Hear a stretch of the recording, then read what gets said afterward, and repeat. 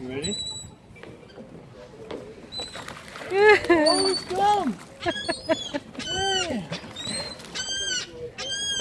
I didn't know he would eat a seagull, you think?